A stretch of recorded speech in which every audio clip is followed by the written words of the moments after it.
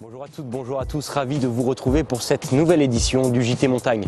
Alors une fois n'est pas coutume, aujourd'hui nous n'allons pas nous intéresser à un col, à un itinéraire ou à une station de ski. Nous avons choisi de vous faire découvrir le Centre de la Nature Montagnarde, un outil pédagogique devenu aujourd'hui incontournable dans le monde de la montagne. Mais avant de s'y intéresser, nous allons tout de suite partir direction la news de la semaine et on se retrouve juste après. La news concerne aujourd'hui notre ami aventurier Charles Eddrich. À peine revenu de son expédition boréale pendant laquelle il tentait de faire la première traversée du passage du Nord-Ouest à la rame et en solitaire, il s'entraîne déjà pour son prochain objectif. Pourtant, il lui faudra bel et bien repartir pour la mer de Baffin entre Canada et Groenland et ainsi boucler son périple. Le premier hivernage, il était impératif. 6000 km sur la période d'été, à la rame, strictement impossible. Par contre, cette année, jusqu'au dernier moment, je pensais bien aller au bout.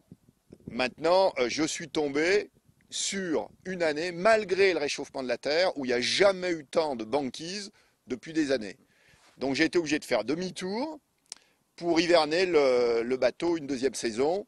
Pour l'instant, j'ai fait 5000 km depuis le détroit de Bering, 130 jours en mer, et il me reste 1000 km, donc une vingtaine de jours. Et j'espère, en principe, si les conditions sont à peu près normales, terminer cet été. Mais avant cela, c'est une nouvelle première qui est à l'étude. Cette fois-ci, on oublie l'eau, direction le désert d'Atacama au Chili.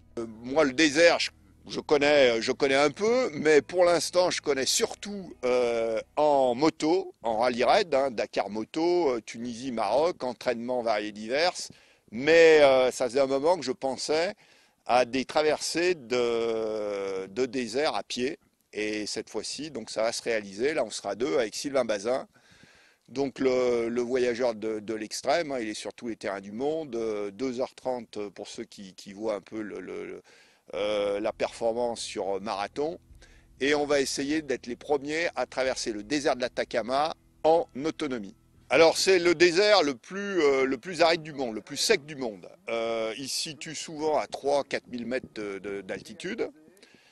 Donc la difficulté, le jour il fait très chaud, c'est d'arriver, donc il pleut jamais, sur toute une partie, il n'a jamais plu depuis 10 ans.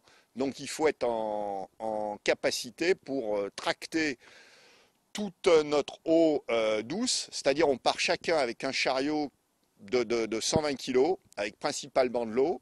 En fait, il y a un point d'eau au milieu, naturel, donc il faut arriver à faire 2 fois 500 km en autonomie complète. Un challenge de plus pour cet accro aux sensations fortes qui a bien sûr commencé son entraînement chez lui à Saint-Nicolas-de-Véros jusqu'à son départ en mars prochain.